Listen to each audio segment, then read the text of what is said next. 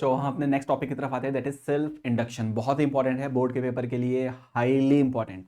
कभी ऐसा होता है ना, बोर्ड के पेपर से पहले बच्चे आते हैं, बोलते हैं सर कुछ इंपॉर्टेंट बता दो क्या करें, तो बोला जाता है बेटा पहले ये करके लाओ, सेल्फ इंडक्शन। तो बहुत ध्यान से सुनना है, हो सकता है ये आपको 2 नंबर 3 नंबर 1 या 5 नंबर दिलवा दे ये टॉपिक। चलो स्टार्ट करते हैं सेल्फ इंडक्शन। अब सेल्फ इंडक्शन क्या है, बहुत इंपॉर्टेंट है, ध्यान से समझना। पहली बात तो ये समझ लो कि जो फ्लक्स होता है, क्या होता है फ्लक्स। हमने पहले ही बात करी है कि फ्लक्स जो है को चेंज करने के कितने तरीके, 3, by changing B, by changing A, by changing theta. यहां पर जो मेथड लगेगा वो चलेगा that is by changing B. हमें मैग्नेटिक फील्ड को चेंज कर कर फ्लक्स चेंज करना है, और फ्लक्स को चेंज करके हमें ईएमएफ को इंड्यूस करना है। पूरा प्रोसेस वही रहने वाला है, बस वर्ड आ जाएगा सेल्फ। सेल्फ का क्या मतलब है वो समझाता हूं। अब देखो ध्यान से, फॉर एग्जाम्पल हमारे पास एक सोलोनॉइड दे रखा है बच्चों। बच्चों हम लोगों को क्या गिवन है, एक सोलेनॉइड। बहुत ध्यान से देखना, इस पर एक डेरिवेशन भी है, बहुत आसानी से हो जाएगा। हम लोगों को एक सोलेनॉइड गिवन है सर, बहुत बढ़िया। सोलेनॉइड में करंट कितना आई, करंट जहां से एंटर कर रहा है साउथ पोल, करंट जहां से लीव कर रहा है वो अपना नॉर्थ पोल। डायरेक्ट तरीका याद करने का, जहां से एंटर करेगा साउथ पोल, जहां से लीव करेगा नॉर्थ पोल। सर बहुत बढ़िया। सोलेनॉइड के अंदर मैग्नेटिक फील्ड लाइंस जैसे बार मैग्नेट, साउथ पोल से स्टार्ट होंगी, नॉर्थ पोल पर खत्म होंगी। Inside a bar magnet field lines कहां से स्टार्ट होती हैं, साउथ, कहां खत्म होती हैं, नॉर्थ। तो सोलेनॉइड में भी ऐसे ही होगा सर, बिल्कुल होगा। ये सोलेनॉइड की मैग्नेटिक फील्ड लाइंस हो गई इनसाइड। सर बहुत बढ़िया, यहां तक बात समझ में आ गई। तो अब क्या करें, अब एक काम करो बच्चों, बहुत ध्यान से सुननी है मेरी बात। मैं इस वाले लूप को बोल रहा हूं, फोकस करेंगे। चलो एक लूप बनाते हैं, पूरा सोलोनॉइड नहीं, एक लूप बनाया मैंने, ये वाला बना लिया इसके नीचे। सर बहुत बढ़िया। सर यहाँ पर मैग्नेटिक फील्ड लाइंस होंगी, बिल्कुल होंगी, देखो इस तरीके से होंगी, ऊपर दिख रही है, ये मैग्नेटिक फील्ड लाइंस है कितनी, बी। सर बहुत बढ़िया। यानी इस सोलोनॉइड के इस लूप के साथ जो मैग्नेटिक फील्ड लाइंस है वो मैंने ड्रॉ कर दी। अब यहाँ पे देखो मैंने क्या करा क्लास, करंट को मान लो इंक्रीज करा। यहाँ पर इस सोलोनॉइड में हमने करंट को क्या करा, इंक्रीज करा। तो सर जब करंट को इंक्रीज करोगे तो बी भी इंक्रीज होगा, क्योंकि inside the solenoid magnetic field का फॉर्मूला होता है म्यू नॉट एन आई। अगर आप करंट को इंक्रीज करोगे तो सर मैग्नेटिक फील्ड भी इंक्रीज होगा। बहुत बढ़िया, मैग्नेटिक फील्ड इंक्रीज हो रहा है, यानी मैग्नेटिक फील्ड इंक्रीज हो रहा है तो यानी फ्लक्स इंक्रीज हो रहा है। फ्लक्स इंक्रीज हो रहा है तो यानी फ्लक्स चेंज हो रहा है, और फ्लक्स चेंज होगा तो ईएमएफ इंड्यूस होगा, और ईएमएफ इंड्यूस होगा तो क्लोज लूप में करंट भी बनाएगा, that is called induce current. तो इसका मतलब यहां तो इंड्यूस करंट आ गया सर। इसी पूरे प्रोसेस को बोलते हैं सेल्फ इंडक्शन। सर ये तो बिल्कुल पहले के जैसा है, बस वही तो मैं बोल रहा हूं, बिल्कुल पहले के जैसा है। फर्क क्या है वो समझो। वर्ड सेल्फ का क्या मतलब है, सेल्फ का ये मतलब है कि इस कॉइल की जो मैग्नेटिक फील्ड चेंज हुई वो किसी और कॉइल की थी या इसकी खुद की को मैग्नेटिक फील्ड है। तुम बोलोगे सर ये इसकी अपनी खुद की मैग्नेटिक फील्ड है, इसी में तो करंट फ्लो कर रहा था। तो ये जो मैग्नेटिक फील्ड है ये इसकी खुद की मैग्नेटिक फील्ड का चेंज, इसकी खुद की मैग्नेटिक फील्ड, इसकी सेल्फ मैग्नेटिक फील्ड का चेंज ही प्रोड्यूस कर रहा है induce EMF and induce current. And this, that's why this complete process is called self induction. एक लाइन में समझ लेते हैं बहुत सिंपल से। अगर किसी कॉइल की अपनी खुद की फील्ड का चेंज होगा, फ्लक्स चेंज होगा, तो जो ईएमएफ इंड्यूस होगा, जो करंट इंड्यूस होगा, ये पूरा पैकेज, ये पूरा प्रोसेस कहलाता है हमारा सेल्फ इंडक्शन। सेल्फ इंडक्शन और पहले जो हमने पढ़ा था फील्ड का चेंज होकर ईएमएफ का इंड्यूस होना, एक ही बात है, बस फर्क इतना है यहां पर फील्ड इसकी अपनी थी। और सर फैराडेज लॉ में फिर क्या था, फैराडेज लॉ में यहां पर कॉइल कोई और थी, और उसको मैग्नेटिक फील्ड को प्रोड्यूस कर कौन रहा था, बार मैग्नेट। कौन प्रोड्यूस कर रहा था, बार मैग्नेट। ये इसकी अपनी खुद की फील्ड नहीं थी। यहां पर इस लूप की खुद की फील्ड का चेंज अगर ईएमएफ और करंट को इंड्यूस कराता है तो that process is called self induction. Sir बात समझ में आ गई। अब देखो यहां पर सेल्फ इंडक्शन में 2 फॉर्मूले याद रखने हैं बहुत काम के, वो क्या है वो समझाता हूं। सर ये तो हमें पूरा बात समझ में आ गई बहुत अच्छे से।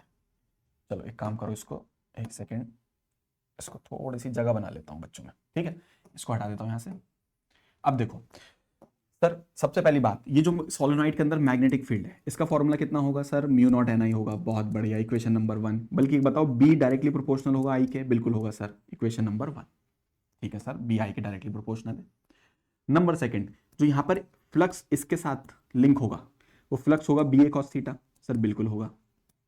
और यहां पर जो फ्लक्स होगा वो डायरेक्टली प्रोपोर्शनल बी के होगा, देखो डायरेक्टली प्रोपोर्शनल बी के। सर बिल्कुल होगा, इक्वेशन नंबर सेकंड। तो अगर मैं इक्वेशन फर्स्ट और सेकंड को देखूं तो बी आई के है और फाइव बी के है, तो यानी फाइव प्रोपोर्शनल आई के होगा। सर बिल्कुल होगा। तो जो फ्लक्स होगा वो डायरेक्टली प्रोपोर्शनल करंट के होगा। अब अगर यहां में प्रोपोर्शनैलिटी का साइन हटा दूं तो एक कांस्टेंट आता है एल। कांस्टेंट कितना आता है L, और इस प्रोपोर्शनैलिटी कांस्टेंट को बोलते हैं coefficient of self induction. Coefficient of self induction क्या बोलते हैं बच्चों? सेल्फ इंडक्शन या इंडक्टेंस ऑफ द कॉइल। दूसरा नाम क्या होता है? Inductance of the coil. Inductance of the coil, of the coil, coefficient of self induction या इंडक्टेंस ऑफ द कॉइल।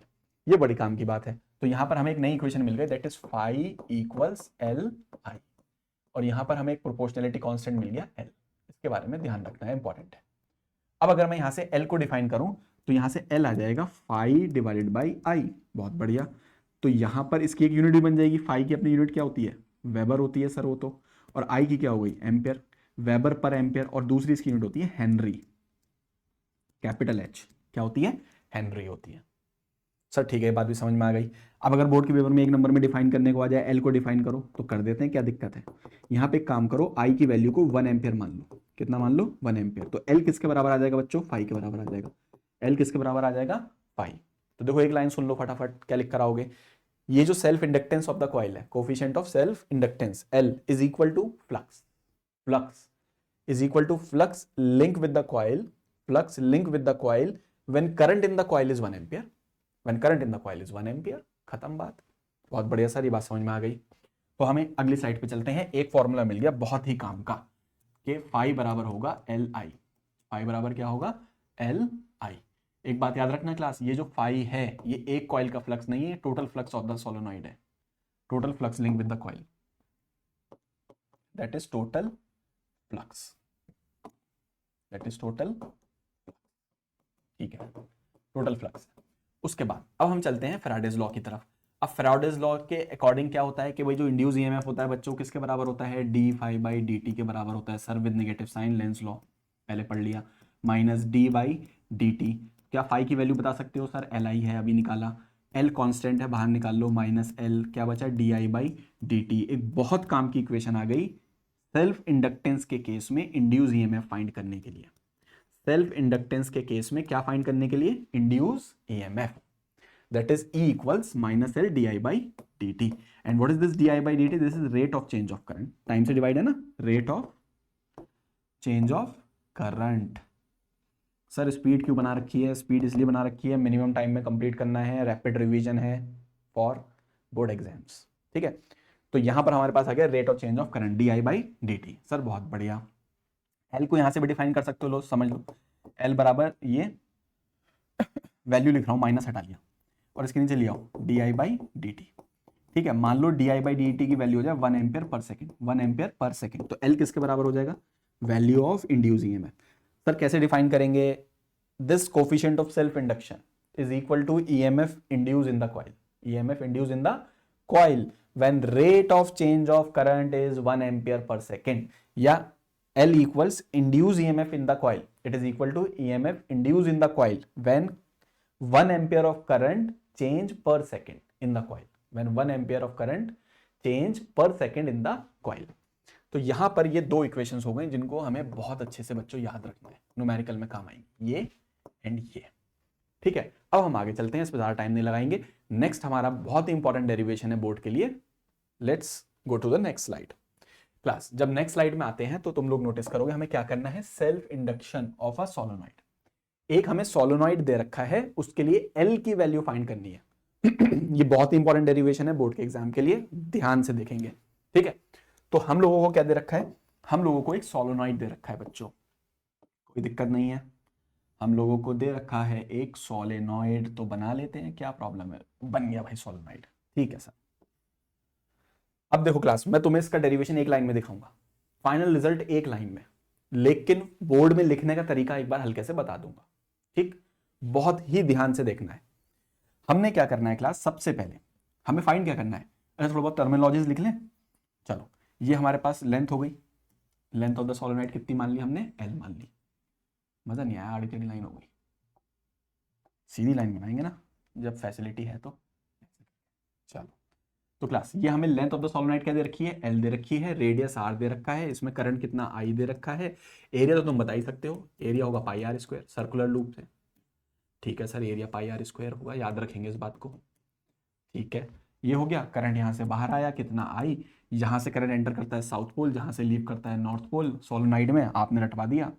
उसके बाद यहाँ पे साउथ से नॉर्थ की तरफ मैग्नेटिक फील्ड लाइंस होंगी, वो भी बिल्कुल सही बात है, ये अपनी एक्सिस पे मैग्नेटिक फील्ड लाइंस होंगी, ठीक है। अब हमें देखो करना क्या है, हमें L निकालना है। तो सर अभी इक्वेशन हमने पढ़ी थी, that is L equal phi equals Li, होती है इक्वेशन फाई इक्वल्स Li, हमें L निकालना है। तो हम लिखेंगे फाई डिवाइड बाई I। ये फाई मैंने पीछे बताया था कि ये होता है हमारे पास टोटल, ठीक है ना, वो जो वन शॉट पूरी वीडियो है उसमें मैंने बताया ये भी कि फाई हमारे पास ये एक कॉइल का है, पूरा टोटल है। और यहाँ पे नंबर ऑफ टर्न्स 1 2 3 4 5 कितने हैं, n है। नंबर ऑफ टर्न्स कितने हैं, n। बहुत ध्यान से देखना है। अब एक लाइन में देखो कैसे आंसर आएगा। यहां पहले एक टर्न पे फोकस करो। सर कर लिया एक टर्न पे फोकस, एक टर्न पे ऐसे मैग्नेटिक फील्ड है, बिल्कुल है सर B। चलो इस एक टर्न का फ्लक्स लिखवाओ, फाई लिखवाओ एक का, इस एक का फाई लिखवाओ। सर बोलोगे सर लगा दो ना BA cos थीटा फॉर्मूला, चलो एक एक करके लगाते हैं BA cos थीटा। अब सबसे पहले देखो BA cos थीटा, बताओ इसकी B क्या होगी, स्पीड हल्की कर रहा हूं, B होगी म्यू नॉट NI। सर ये तो फॉर्मूला होता है किसी सोलोनॉइड के लिए मैग्नेटिक फील्ड का सेंटर पर, ठीक है, ये आ गई B। एरिया लेट से A, cos 0 1, cos 0 होगा, क्यों, एरिया वेक्टर भी भाई ये लूप है, एरिया वेक्टर बाहर की तरफ, B भी बाहर की तरफ, A और B सेम डायरेक्शन में है, तो cos 0 1 हो गया, ठीक है सर cos 0 1 हो गया। पता है क्या क्या लिखा हुआ है, देखो हल्का सा परेशानी ना हो तुम्हें, ये B लिखा हुआ है, ये फिर कौन है, ये अपना एरिया लिखा हुआ है, और ये 1 कहां से आया, cos थीटा से आया। सर बात समझ में आ रही है यहां तक, बिल्कुल। फ्लक्स आ गया, फ्लक्स को किससे डिवाइड करोगे, I से, ये रहा I। बताओ ये एक कॉइल का फ्लक्स निकाला है, एक का चाहिए टोटल सबका, एक के साथ इतना, तो n के साथ कितना, n से मल्टीप्लाई कर दो टोटल के लिए। सर बहुत बढ़िया, I से I कैंसिल, तो यहां से L का फॉर्मूला आ गया म्यू नॉट छोटा n, और दैट इज I से I कैंसिल हो चुका है, एरिया इंटू n। ये स्मॉल n कौन है, this is number of turns per unit length, तो capital N A n divide by L। तो यहां पर number of turns per unit length, number of turns per unit length छोटा n, तो याद आएगा mu naught n square area divide by length, ये हमारे पास आ जाएगा फाइनल आंसर। L आ गया coefficient of self induction. Sir board में नहीं, बोर्ड में ऐसे नहीं लिखना पड़ेगा भाई, बोर्ड का एक डेकोरम है, उसका एक तरीका है लिखने का, तो सर उसमें कैसे लिखेंगे, तो देखो फटाफट स्टेप सुनते जाओ। सबसे पहले तुम लिखोगे flux link with each coil, flux link with each coil, sir उसका फॉर्मूला लिखोगे BA cos थीटा, बहुत तेजी से देखते रहे ना। तो तुम लिखोगे flux link with each coil, B कितना होता है म्यू नॉट NI, एरिया कितना A, cos 0 कितना 1, फिर तुम आगे ईच का फिर से लिखोगे that is mu not, capital N को क्या लिख सकते हो, स्मॉल n को लिख सकते हो number of turns divide by length, I into A, equation number 1।